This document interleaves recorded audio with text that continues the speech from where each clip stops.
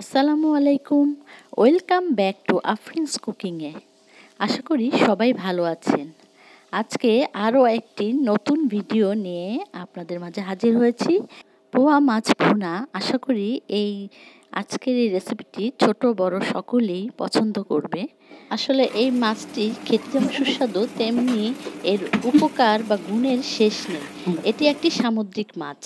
Protein সমৃদ্ধ এই মাছ যা মানবদেহের শরীরে কোষ গঠন, পুনর্গঠন এবং বৃদ্ধিতে সহায়ক ভূমিকা পালন করে। এছাড়া এতে চর্বি কম থাকায় এটা ওজন নিয়ন্ত্রণে সাহায্য করে এবং ওমেগা ফ্যাটি অ্যাসিড থাকার কারণে মানবদেহে এটি হৃদরোগের ঝুঁকি কমায়। তো এত গুণ সমৃদ্ধ মাছটি না খেয়ে কি পারা যায়?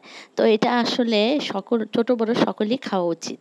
তো চলুন দেখে নেওয়া যাক কীভাবে এই মাছটি আমি মাছ ভুনা করছি, পোয়া মাছ ভুনা।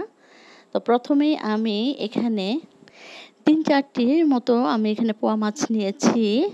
আর এটাকে মাঝখানে আমি কেটে নিয়েছি। তারপর আমি হালকা লবণ আর হলুদ মরিচ দিয়ে মেখে তারপর আমি ভেজে নিচ্ছি। পোয়া মাছ যেহেতু নরম মাছ, এটা ভাজতে গেলে ভেঙে যায়, তাই একটু সাবধানতা অবলম্বন করতে হয় ভাজতে গেলে। প্রথমে কড়াইটাকে ভালো করে গরম করে এবং তেলটাকে গরম করে তারপর এই পোয়া মাছগুলো ছাড়তে হয় তেলে, তারপর এটা ভেজে নিতে হয়। তো যাই হোক, আমার পোয়া মাছ ভাজা হয়ে গিয়েছে। এখন আমি আরেকটি ফ্রাই প্যান বা কড়াইতে আমি এখানে 3টা পেঁয়াজ কুচি নিয়েছি আর প্রায় 1.5 টেবিল চামচের মতো তেলে এখানে দিয়ে আমি হালকা লাল করে নিচ্ছি। তো সামান্য কিছু পানি আমি দিয়ে দিয়েছি যাতে মশলাগুলো পুড়ে না যায়। এখানে আমি 4-5টি কাঁচামরিচও দিয়ে দিয়েছিলাম ফালি করে।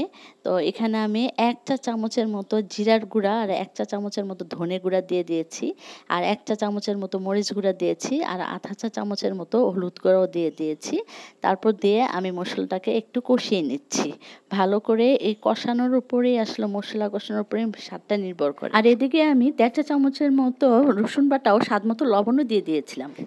মশলা কষানো শেষ হলে আমি এখানে ভাজা মাছগুলো দিয়ে দেব এবং প্রায় 5 মিনিটের মতো আমি ঢেকে রাখবো। তারপর ঢাকনা খুলে এতে আমি সামান্য কিছু পরিমাণে পানি দিয়ে দেব। আমার গাছে বা টবে লাগানো 5-6টি বিলেতি ধনে পাতাও এখানে আমি দিয়ে দিয়েছি। তারপর আরও কিছুক্ষণ আমি ঢেকে রাখছি। তো এই তো হয়ে গেল পোয়া মাছ ভুনা। আমি ঝোলটাকে ঘন গ্রেভি আকারে রেখেছি, আর এটা সাদা ভাত মানে গরম গরম ভাত দিয়ে খেতে অত্যন্ত সুস্বাদু। আর ভিডিওটি ভালো লাগলে আমার পেজটিকে লাইক অথবা ফলো করে দিবেন আর আমার চ্যানেলটিকে সাবস্ক্রাইব করে দেবেন। তো আজকে এই পর্যন্তই। আল্লাহ হাফেজ।